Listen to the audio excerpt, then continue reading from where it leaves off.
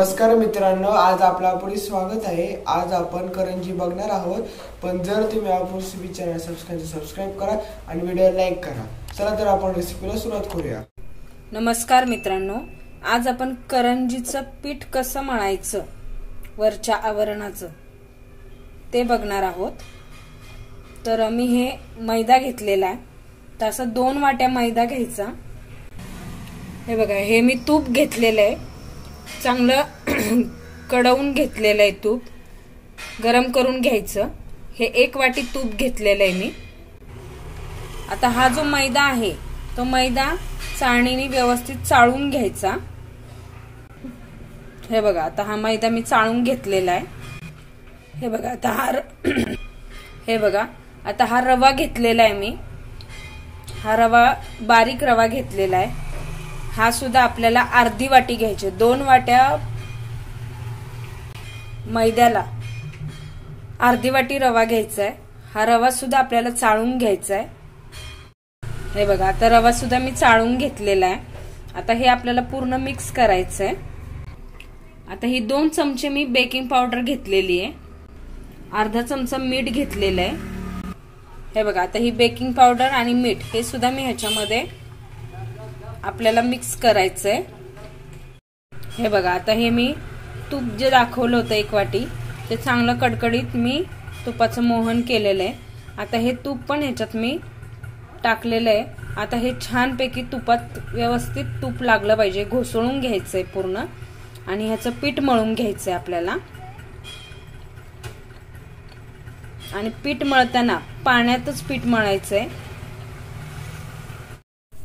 हे बघा, आता हे मी तूप घोसळून घेतलेलं आहे।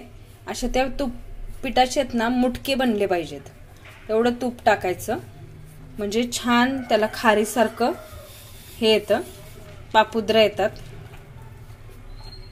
आता आपल्याला पाणी घालून थोडं पाणी घालून हे पीठ मळून घ्यायचंय। हे बघा, आता ही एक असं छोटा गोळा घ्यायचा, त्याला असं पीठ लावायचं आणि हळूहळू असं लाटायचं।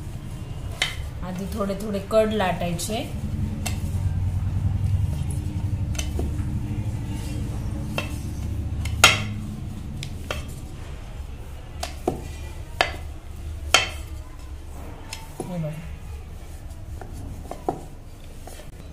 हे बघा, आता हे लाटून झालेलं आहे ना, हा साचा आहे माझ्याकडं, ह्याच्यामध्ये असं धरायचं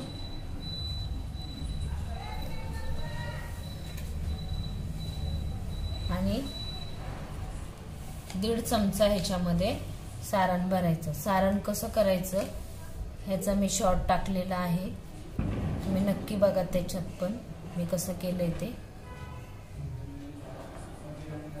हे बघा, आणि हे असं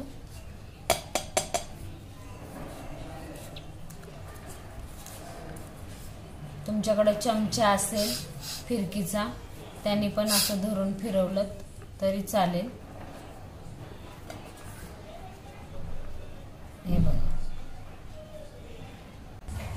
हे बघा, अशी झाली।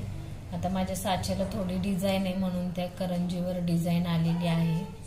फिरकीने केलं तरी छान डिझाईन येते। हे बघा, आता ह्या मी करंजा केलेल्या आहेत। आता आपण ह्या छानपैकी तुपात तळून घ्यायच्यात। हे बघा, आता मी तूप तापायला ठेवलेलं आहे। आता हे चांगलं कडकडीत तापलं की मग गॅस एकदम मीडियम करायचा आणि ह्याच्यामध्ये छान गुलाबी होईपर्यंत तळून घ्यायचे।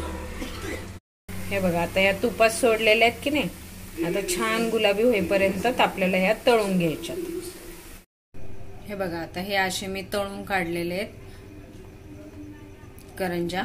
अशा गुलाबी हे करायच्या, तळायच्या, खूप छान लागतात ह्या खायला, नक्की करून बघा। अशा प्रकारे आपली करंजी बनवून झालेली आहे। जर तुम्हाला व्हिडिओ आवडला असेल तर आपल्या चॅनल सबस्क्राइब करा आणि व्हिडिओ लाईक करा। Thanks for watching. धन्यवाद।